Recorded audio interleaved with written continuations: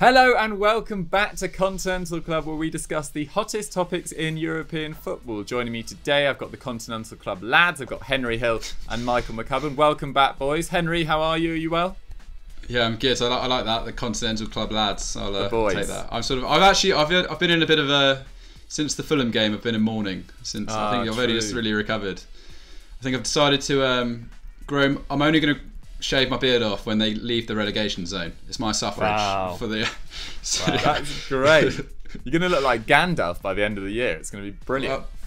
You say that now. I reckon I'll be a clean-shaven man come a few weeks down the line. But yeah, McCubs, can we get any beard-related promises from you about Man United? If you don't finish in the top four, you'll grow it for the rest of your life or anything? Nah, I can't function with a bushy beard. It just doesn't work for me. I have to keep it shaved, keep it trim every few days. So yeah, it's just not something I'm willing to compromise, really.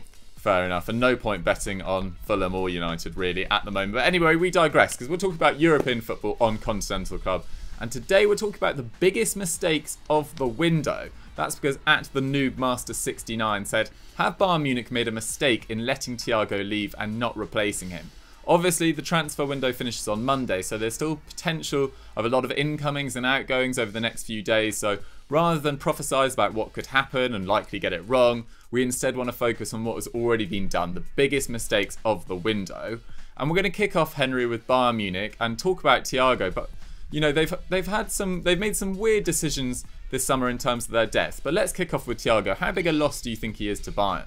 Yes, I think it could be a big mistake letting Thiago go by them. I mean, at the end of the day, we have to remember that I think Thiago wanted to leave. Sometimes when a player decides he wants to leave, you could keep him there for another year, but he probably won't give you his best, because that way he'd be looking for another contract down the line. He's got to keep himself fresh. So actually, Thiago wanted to leave. I think it was a good decision to let him go. It's just, the fact is, they've lost one of the best players in Europe, in the world right now. I mean, Joe Tomlinson's banging on about him all the time. Thiago is A-class, and I think it's going to be a big mistake to let him go. So if we just look, he was there for 7 years and he won 7 league titles, 4 cups and a Champions League. He just was looking for a new challenge, and that ultimately came in Liverpool. There wasn't really anywhere else he could have gone, quite frankly. I think he wouldn't have gone back to Spain. I don't think he wanted to rejoin Barcelona or go to Real Madrid. And I think Liverpool was just kind of the perfect fit in that regard. So he signed a 4-year deal worth a massive £200,000 per week. Liverpool paid 20 million to spread that across the contract with an initial outlay of just £5 million. It's great business from them. It's just now they haven't really been able to replace him in midfield so far. I think Zinedine Zidane, I think we're going to see him get a lot more action. He scored in the German Super Cup that took place a few days ago, and so I think you'll see him slot into the centre midfield a lot more this season. But yeah, I'm not sure he's going to be able to live up to the pedigree of his predecessor. I mean, it's an interesting one, Bayern Munich, because at the start of the window, when they confirmed that Alexander Nubel was joining on a free transfer from Schalke in like a repetition of the Manuel Neuer move that happened a few years ago, and then we saw that they managed to snap up Leroy Sané, I think we were already saying, wow, what an unbelievable transfer window from Bayern Munich. They've done it again. They've blitzed everyone, and then suddenly roll on towards the end of September, and it's got a slightly different feel about it in terms of how their business has changed. And now we're seeing, for example, that Michael Cuisance is being linked with a move away. For example, we're also seeing they're linked with Thomas Lemar, which is a really bizarre kind of loan move, which I'm not quite sure where that's come from. He's 24. His 70 million euro transfer from Monaco to Atletico Madrid just simply hasn't worked. Out of 54 La Liga games, 3 goals and 3 assists, with 0 goal contributions in 29 league games in 1920. So it's a real surprise to see that move going through. And then also there's the business of Sergio Dest, the American right back from Ajax, who, it looked like he was destined to go to Bayern Munich. It looked like that was a sealed move, and suddenly Barcelona came in and managed to convince him to join their project, which is a surprise, really. But I mean, I guess this is kind of the issue you have when you have such like a secure squad. And a player might look at that and think, how on earth am I going to break into this Bayern Munich side? And therefore, Barcelona's seemed as more of like an achievable option, which is quite a surprise, really.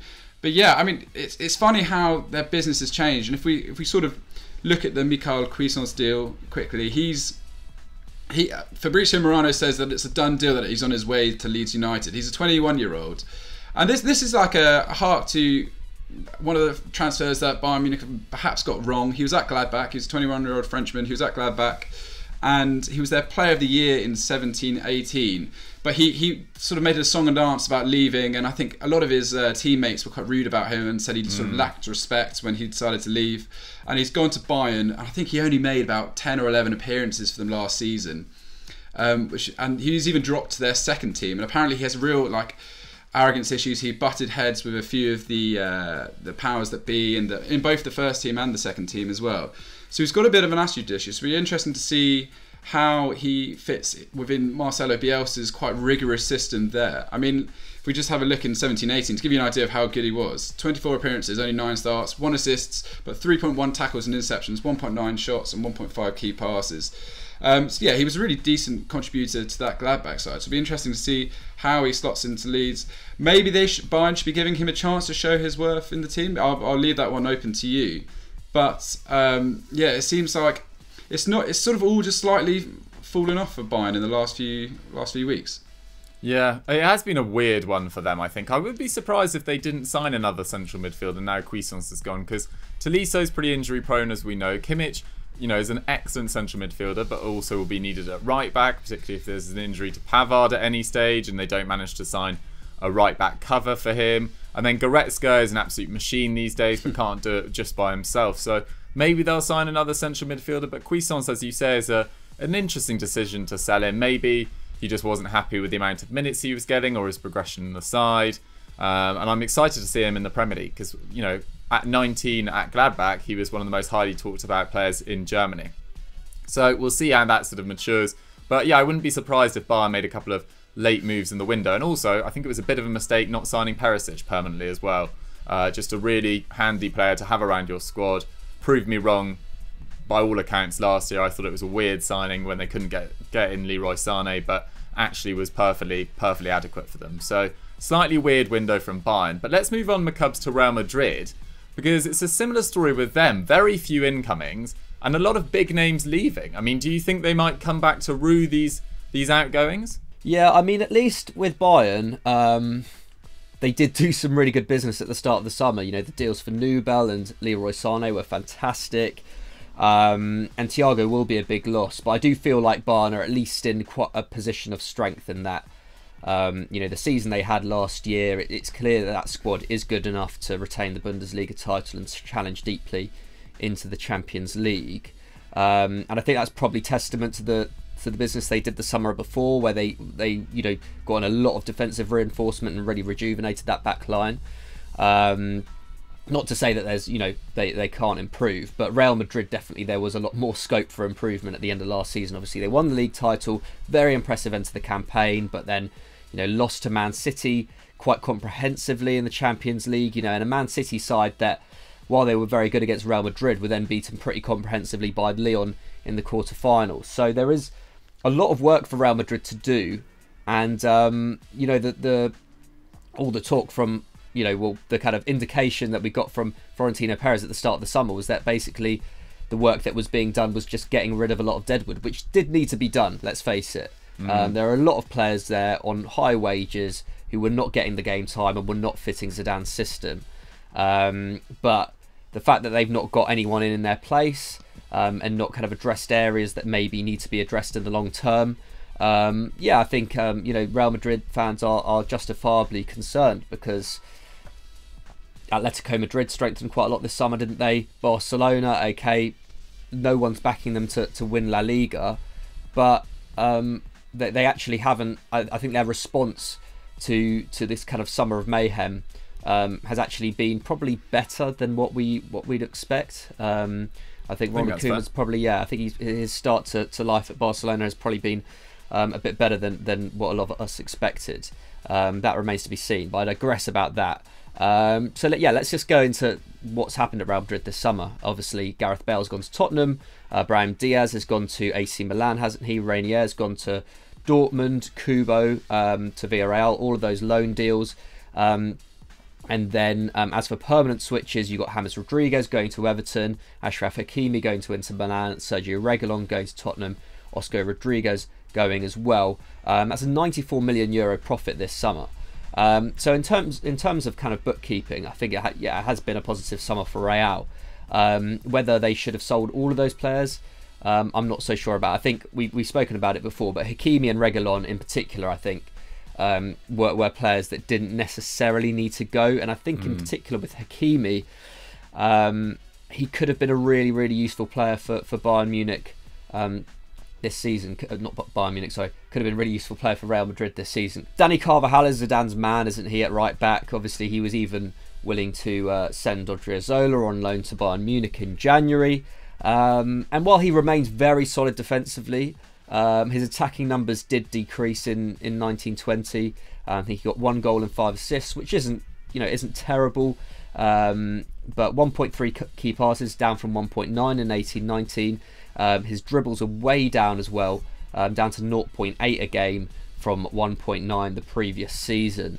And Hakimi is kind of that guy. Obviously, Hakimi is, I think, hasn't really proven himself defensively, but certainly going forward, is already one of the best kind of wing backs / kind of fullbacks in Europe, at least in terms of his output for Dortmund. 9 goals and 10 assists in 41 appearances last season, including three tackles and interceptions, to be fair, as well. So he does get stuck in on the defensive end. I think it's more his positioning, which I think is people take issue with. And obviously he went to Inter Milan for 40 million euros. And I think I know we've kind of spoken about, on some videos about that being like a bit of a bargain for Inter. To be honest, I think that's a fair price for him. I think if he'd gone for over 50 million, I think that would have been maybe represented, I don't know, just a little bit of not a gamble, but I think in this market this summer, the European market, I just don't see anyone going for, spending over 50 million on a. Do you say that mainly? Sorry, do you say that mainly because, I don't know, he hasn't necessarily proven himself maybe in a back four, or maybe necessarily defensively? Is that your sort of concern? It's off the back of one amazing season, isn't it? And he was very promising the season before, but it is one amazing season for a fullback. Fullbacks very rarely go for over 50 million unless you're, United or City. And yeah, the market's just been, a lot, the threshold in the market's been a lot lower this summer. So in that sense, yeah, I do think that, I think it's basically, if Real Madrid were going to sell him, that's the price they're going to get for him.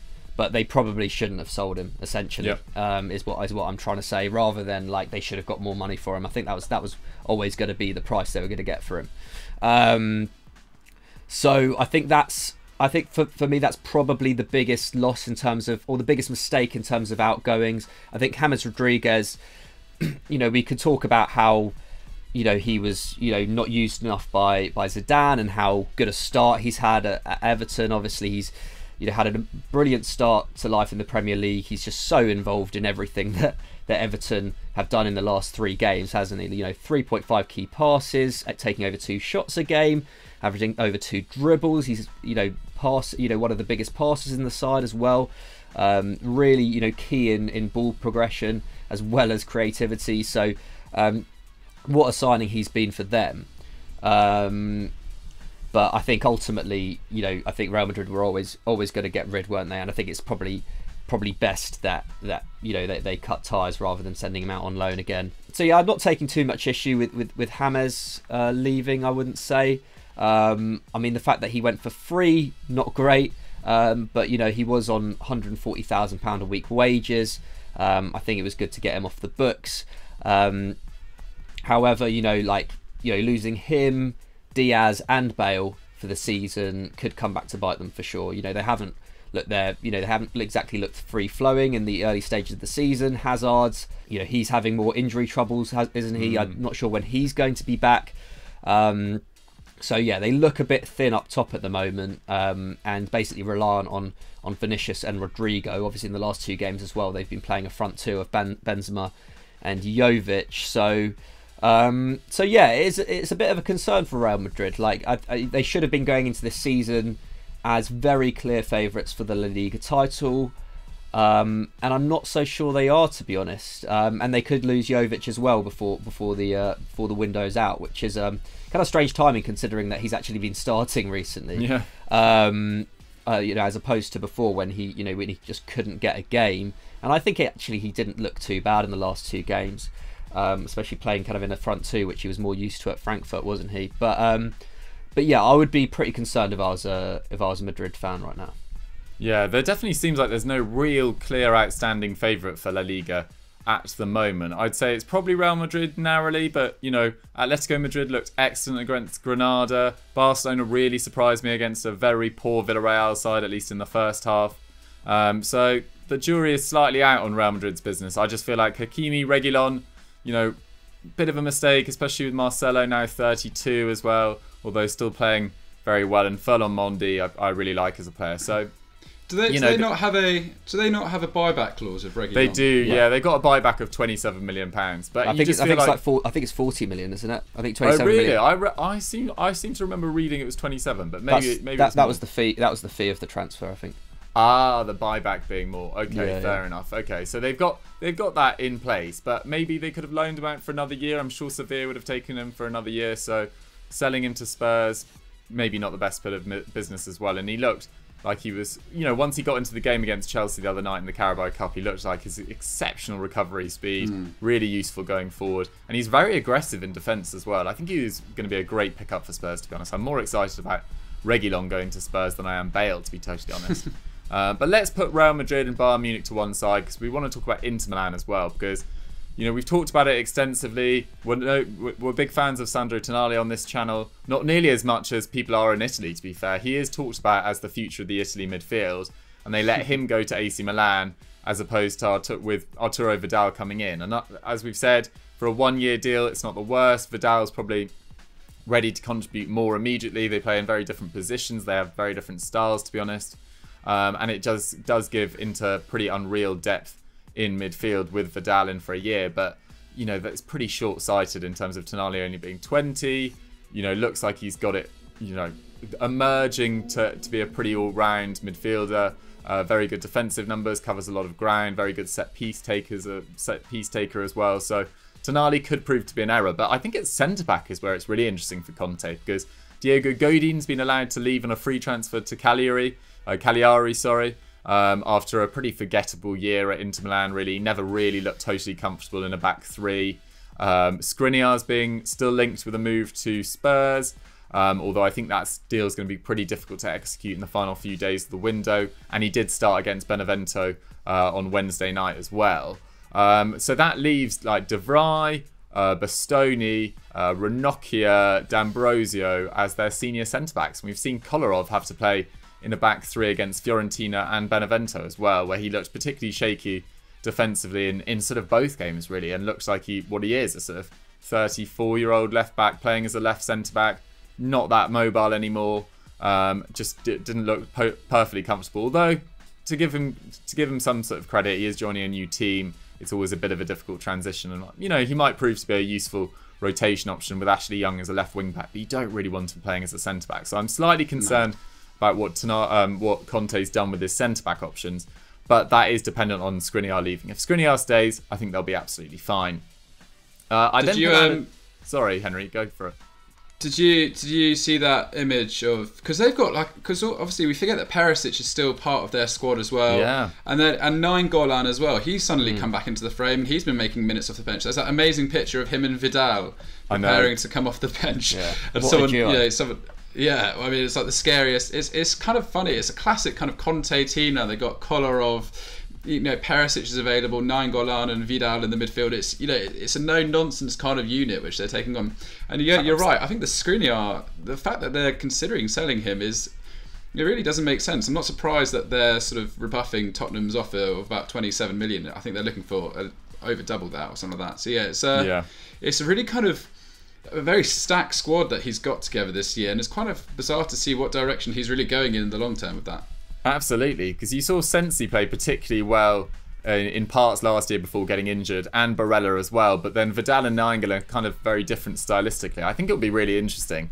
And we're now seeing Alexis Sanchez play consistently well for the first time in ages. I think he's carried through his form from the back half of last year. He's now a very able sort of rotation option alongside Lautaro Martinez, so you can give him more of a rest as well. So Conte has now just got a very, very good squad, but I think the Tonali, will prove to be an error over the long term. But I also put out a tweet after my original tweet about Continental Club saying, you know, putting to you guys, do you guys have any suggestions yourselves about what are the biggest mistakes of the window? And Has Kareem, friend of the channel, said Barcelona selling their integrity, their dignity and their soul. You know, we're not going to get too deep into that, but yeah, I mean, they've made a lot of mistakes this summer. I think Bartomeu, the sooner he leaves, the better. But actually, in terms of their squad building, I don't think it's been a total disaster, really. But the way they handled the Luis Suarez departure showed a little bit of a lack of class and respect, in my opinion. At Just Phil here 92 said Dortmund not going for Pochettino. I've been banging that drum for quite a while. I think he'd be excellent at Dortmund. I think Lucien Favre is perfectly able, but can I see them really ever challenging Bayern for a league title? It's looking pretty unlikely. Pochettino has the potential to really grow and develop something quite special there, I believe. And then Joe Tomlinson, who you might have heard of as well, said Dayot Upamecano. He suggests that United should have triggered Upamecano's €60 million release clause this summer prior to him signing that new contract extension. It's added another year to him, and it's changed that release clause to €42 million next summer, according to Kicker. So there's a potential for getting him for an even cheaper deal next year. But Upamecano, I think, is just like probably Football Daily, probably my like favourite emerging centre back in world football right now. He just has it all. You saw in the end of the Champions League how complete he is in terms of bringing the ball out, how fantastic his tackle and interceptions numbers are. I mean, last year in the Champions League it was over 5. Pass accuracy is awesome, very good in the air. Right-footed, but can play as a left-sided centre-back, but would have been great on the right-hand side of a defence as well. Don't know why Man City didn't go for him. Certainly don't know why Man United didn't go for him. So Upamecano's a weird one. Where would you guys see, if you had to say, Henry, where would your ideal Upamecano location be next summer? Well, I think if Manchester United do make the Champions League again, then I do think that in terms of him guaranteed playtime, I think that's probably the best place he could go to. I think if we look at the business that Manchester City have done, bringing in Ruben Diaz, I think that pretty much shuts the door on that transfer. I mean, I don't know how much Inter Milan would be a viable option. I don't know how much they've got available. And Real Madrid, you never know, that could be a long-term solution as well. But yeah, I think Manchester United, because you would just suggest that he would go in there. I mean, actually, Eric Bailly looked, I'm not going to read too much into it, but against Brighton in the League Cup, I thought Eric Bailly actually put in a pretty solid performance. Whether or not he could prove that across a whole season, I'm not sure. But there is the opportunity there for Upamecano to really sort of thrust himself into the first team and make a name for himself as well, because he's at that perfect age where he would he'd be there for a long extended period of time and sort of endear himself to the Old Trafford fan base. And I think that's always going to be an attraction, whether you like it or not. Going to United and succeeding at United is always going to be one of the kind of the great challenges for a footballer, and if you can pull that off, then you know it's pretty heroic. So I think I'd provided they make Champions League football, that's the kind of move I'd like to see him make. Absolutely, I love it. I mean, it seems silly not asking the United fan while we're here, McCubs. I mean, Lindelof gets a lot of stick. Are you as anti-Lindelof as many United fans are? Yeah, I think United fans have pretty short memories, don't they? Generally, like he's not been great, and he is very limited for sure. But I don't necessarily think that. I don't know. I don't think he's necessarily the weak link in this United side. I think there's clearly, you know, I don't know, protection from the midfield has not been great at all. You know, generally in the last 2 years, I know Matic has been a lot better in 2020, but I think that's more of an area of concern for me is locking down a central defensive midfielder. But yeah, I think Lindelof is upgradable for sure. He's really upgradable. I don't really like criticising him too much because he's clearly like, I don't know. I think he's been one of United's more consistent performers, to be honest, over the last like two and a half years. Yeah. So I think to kind of stick the knife in on the basis of 2 months of kind of not great form, I think is a bit much. So yeah, Upamecano would obviously upgrade that defence a lot. He's obviously got everything. But if I was Upamecano and looking at my career, I think I think PK replacement at Barcelona. That's what I'd be eyeing up, to be honest, if I was Upamecano. I think that's more his level in terms of going to a club which is guaranteed to be fighting for titles every single season. Stylistically, very, very suited to him. Yeah, that's where I'd go. Obviously, I'd love him at United, but if I was Upamecano, my dream move would definitely be Barca. Absolutely, I love it.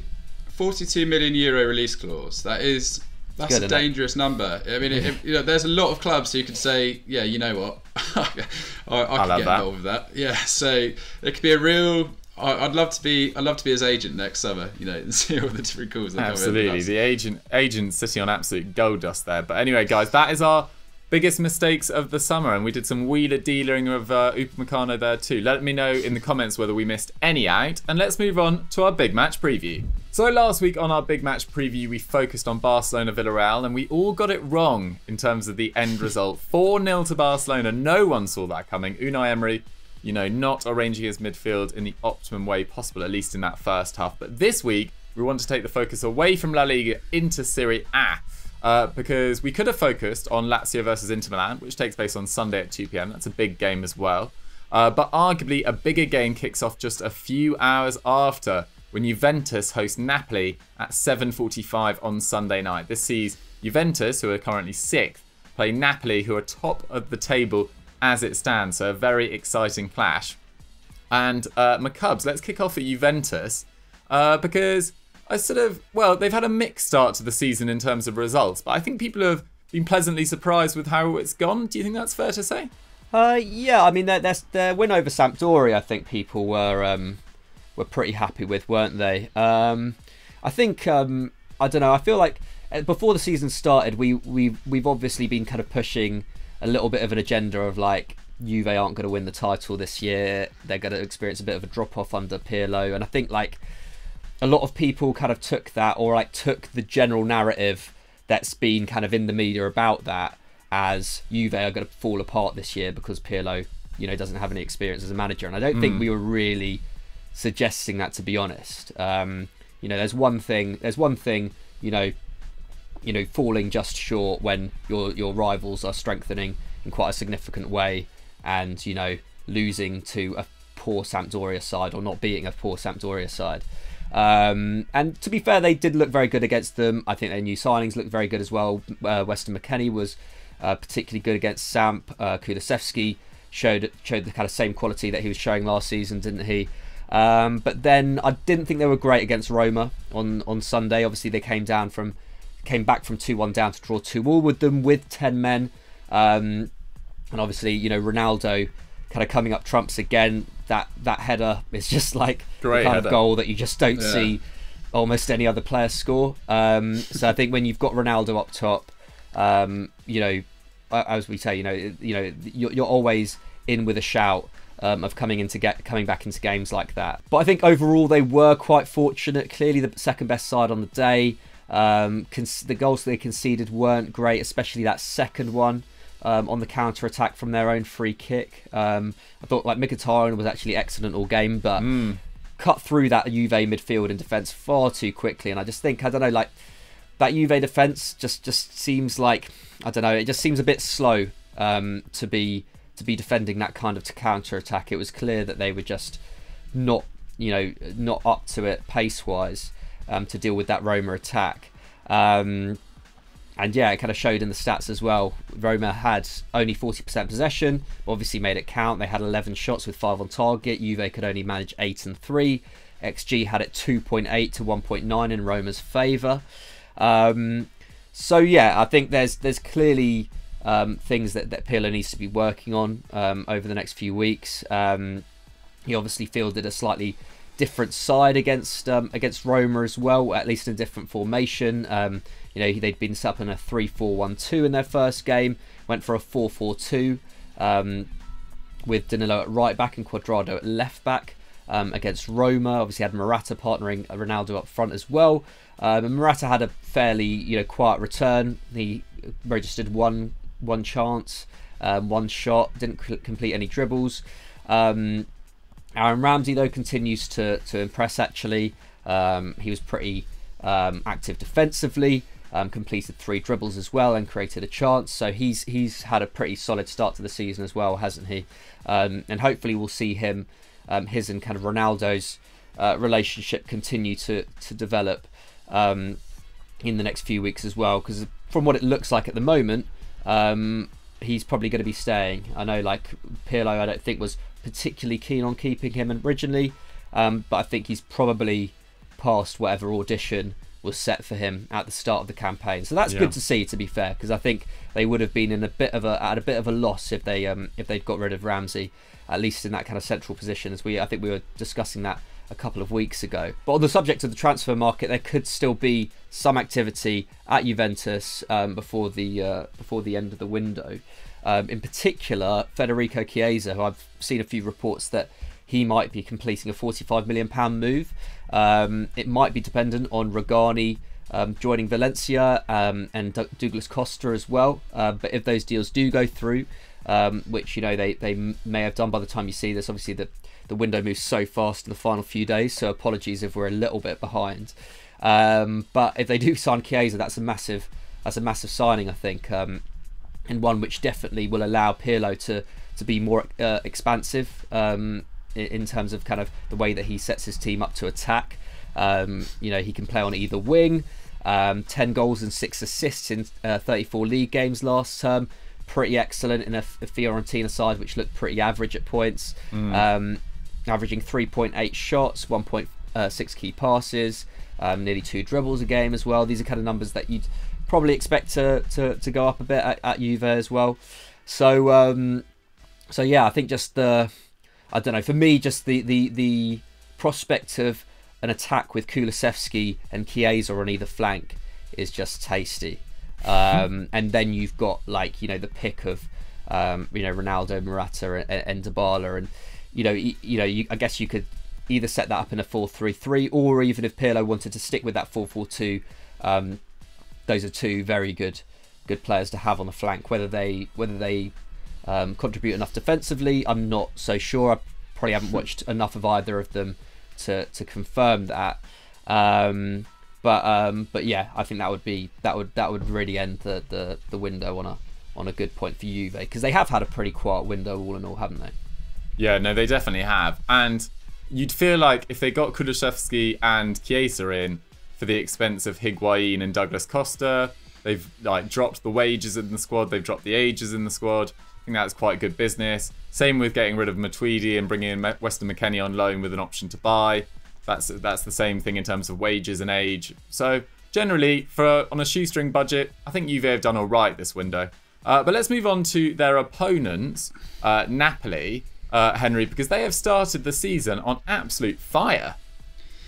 Yeah, I mean, Gennaro Gattuso continues to surprise me. I genuinely, when he got that job at Napoli, was it mid last season? I mean, I remember thinking, this makes no sense to go from Ancelotti to Gattuso, someone who I don't think had really proven anything. He didn't even make it at FCC in Switzerland, and yet he's done so well. And actually, I remember, because he started off really poorly, he offered his resignation, but I think Aurelio De Laurentiis said no.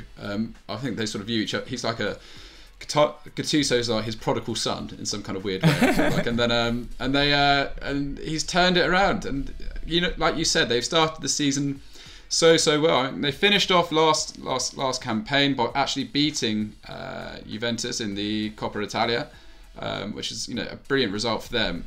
And they've kicked off this season. They beat Parma 2-0 away from home on the opening day, and then they beat Genoa 6-0 at home. They absolutely trounced Genoa, who actually went into that game top of the league, having beaten Crotone 4-1.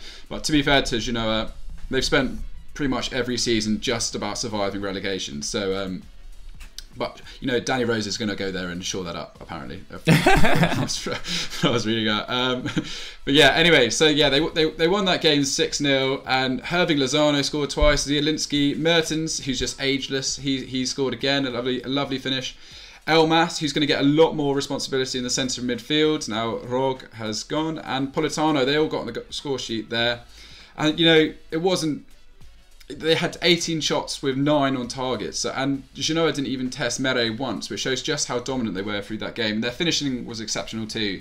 XG had it at 2.3 to 0.3, so they did so well there.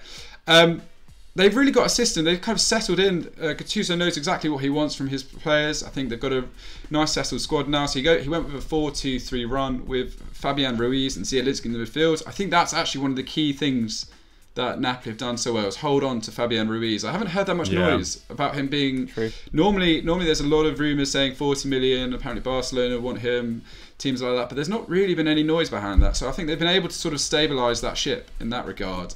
And, you know, Insigne, Mertens, Lozano in the front three were excellent as well. And Osimhen, who we'll come on to in a minute. But I just want to touch on Lozano.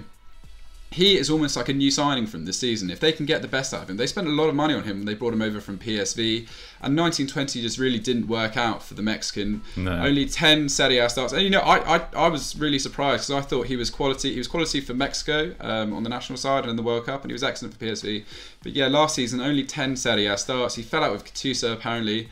But you know, in that game against Genoa, he got 4 tackles, 1 interception, 2 dribbles, 4 shots, and 2 goals. Yeah, he's already got half of his league goals from the season before, so he's off to a flyer. So if he can build on that and push forward, then that's going to be another excellent quality addition for Napoli. Because I remember watching their Champions League semi-final against Barcelona, which I think a lot of us thought they maybe could have pinched, and they just didn't look like they had the cutting edge to really. Last 16.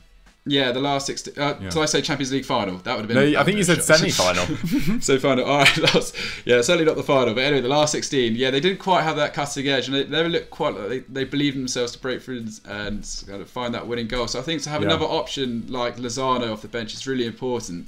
But yeah, Osimhen looks brilliant since he's got in there. Apparently, in a friendly on his debut, he scored a hat-trick. And you know, although he didn't score against Genoa, it was an all-round dogged performance from him. 2 tackles, 2 aerial duels, 1 dribble, 1 key pass, and 5 shots, and an assist as well. So I think obviously there's a big price tag on his head, but I think given the chance, he could really make a go of that move and endear himself to the fans. If we just look at the business that Napoli have done, they've kept hold of Koulibaly. I wouldn't say they've kept hold of him. I think they've just not been able to sell him. I think that's a more accurate reflection on what happened there. I just don't think anyone decided to go in for a 29-year-old for 60 million.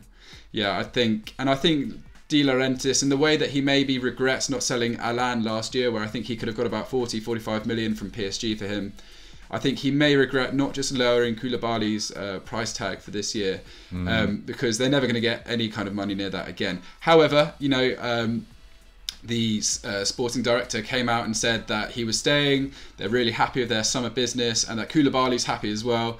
So as long as the player's happy, I think, you know, it's no bad thing having him around. And it's not as if they could have used the money, but at the end of the day, they made a massive £103 million in sales with Alan, Verdi, Marco Rog, who I do think they may regret selling actually. He's gone to Cagliari, but he was really quality for them last season on loan. Inglesi and numerous other fringe players as well. And obviously Arkadiusz Milik could be on his way out as well. He's been offered to Spurs, apparently United have been offered him as well. I don't think he's not a prolific goal scorer. He's a good forward, but he's not a prolific goal scorer. So I don't think, if you look at the options we've just run through and they've got available, I don't think it's the end of the world if Milik goes. If he stays, then great as well. And also apparently they're still in for AZ Alkmaar winger Usama Idrissa, who they're up against Wolves, who, you know, could buy anyone at any point, and Sevilla as well for him. He was excellent. 25 Eredivisie games last season, 13 goals, 3 assists, 3 shots. He's got all the hallmarks of a quality kind of attacking winger, and he's only 24 years old. So yeah, I think, you know, if you look, Napoli are going to be really happy with their summer business. I think they've got probably about as settled squad as they've had for a long time in terms of the balance throughout the whole team. And yeah, I think it's exciting to see what they can do. I think they're the kind of team that really live off momentum. So if Gattuso can keep them in this good moment, if they can get a good result against Juventus, which they could do, I don't think Juventus have been massively impressive. I still think they're over-reliant on the abilities of Ronaldo, as you mentioned there, McCubs with that unbelievable header. So yeah, it could be a really, really exciting game. Yeah, I'm sure it will be. And it feels like the top 3 in Serie A, you'd probably expect it to be, you know, in some order, Inter, Juve and Atalanta. But then the 4th spot, you know, them, Lazio, AC Milan, Roma, Napoli, of course. It's going to be really interesting to see who nabs that 4th spot. And if, you know, one team can put together a run of 10 or 12 games sort of unbeaten, puts themselves in the driving seat. And Napoli have started exceptionally well. Seem like they've got a much happier camp. And there is quite a lot of pressure on Gattuso because, of course, he won that Coppa Italia last year, but their league form wasn't great. I think they finished 8th in the end. So Osimhen kind of has to work out. and Lozano he needs to get more out of. But what a start from both players, so pleasing to see. Napoli, in terms of injuries for this game, Lorenzo Insigne is out. Juventus, De Ligt, Alexandro and Bernardeschi are out. Napoli have actually won their last 2 meetings. Obviously that Coppa Italia victory on pens. Then they also beat them 2-1 in the league in the last meeting. But prior to that, they'd only won 2 of their previous 10 meetings in all competitions. So it feels like, you know, that sort of the gap between the sides might be closer than it has been since the sort of Sarri days at Juventus. You know, since those Sarri days, it's back at being, you know, fairly close. And this feels like quite a big opportunity for them to get a win against the Juve side, still sort of finding their feet under the new management with a few new players to bed in as well. McCubs, it's time for that score prediction. What do you reckon? I was thinking about a draw, but I might actually go for a Napoli win. Like, you know, De Ligt's out, Alexandro's out. I think they missed them in defence, to be honest. Rabiot's obviously not injured. What's the other one? Banned. He got a red card. Banned. That's what happens when you get a red card. Yeah, I think it's going to be a 2-1 Napoli. Ooh, Henry, what do you reckon? Yeah, I mean, I sort of stupidly went for Villarreal for a laugh last week. But, I think this time, I think they could. I think if we look at that game against Genoa, they didn't even concede a shot, which shows they're defensively astute as well. So I think if they can just put a lot of pressure on Juve, I think they can squeeze maybe a 2-1, 3-1 victory. 2-1, 3-1 victory. Wow. I'm going to go with 1-1. But I think it's going to be a more entertaining game than that suggests. But I just think Juve, never say die attitude. They've got Ronaldo on their side. They've got they've got Kulusevski playing well as well. I think they'll cause Napoli some issues as well, but it should be an absolute cracker. Guys, get your score predictions in the comments down below, and let's quickly move on to our quickfire question. Our quickfire question comes in from Swagato Saka99, one of 12 that he sent in this week. Love it, Swagato. He says, who do you think will win the European Golden Boot this season? McCubs, who do you reckon? I think this is such an early time to call it. Yeah, big. Because we have no idea who's actually like banging this season. But I could get the Mystic Mike hat out. I'm gonna go with logic on current form and say Dominic Calvert-Lewin. Why not? Why not? I like putting it out there. He is on one hell of a hot streak. What a finisher at the moment. What a player as well. He looks like a really complete forward. I like Dominic Calvert-Lewin as a shout, even if it is partly a joke. Henry, what do you reckon? Who knows? You know what? I just think CR7. I don't think he's finished just yet. I think Ronaldo could come. I think he's just. I love him to bits. I get a lot of grief in the FD office for saying that, but I think Haaland. If Haaland has a full season with the right players behind him, I think Haaland could go close. But I just feel like he's just still got it. So I'm going to go for Cristiano Ronaldo. Fair. I mean, my head is very boringly telling me Lewandowski is a pretty good shout. But I'm going to go with Mo Salah, actually. I feel like Liverpool, on the basis of these opening 3 games, look by far the best side in the Premier League. And I just think he'll score a shitload of goals. And could be in the mix. And I think Messi, playing in a Barcelona side, still finding their way. It's not going to be Benzema, I wouldn't have thought. Immobile's maybe not going to score as many as last year. So Ronaldo, Lewandowski, Salah, maybe one of those. Is who I'm going to go. But guys, who is going to win the Golden Boot? Let us know in the comments down below. And thank you very much for watching Continental Club for this week. We've covered a hell of a lot of ground. Biggest mistakes, Upamecano, Juventus Napoli, you know, golden shoes, etc. So let us know what you guys made of it in the comments down below. And Henry, what should they go and do now? Keep supporting the podcast. We've had some unbelievable views on our recent pods. That's, big hats off to Pato, Atkins, and yourself, Dougie. I believe, on every single show it seems these days. But so yeah, just keep going, support the podcast. It's doing wicked. Absolutely, it's got absolutely nothing to do with me. It's Pato and Atkins, the brains behind that. Well done, them.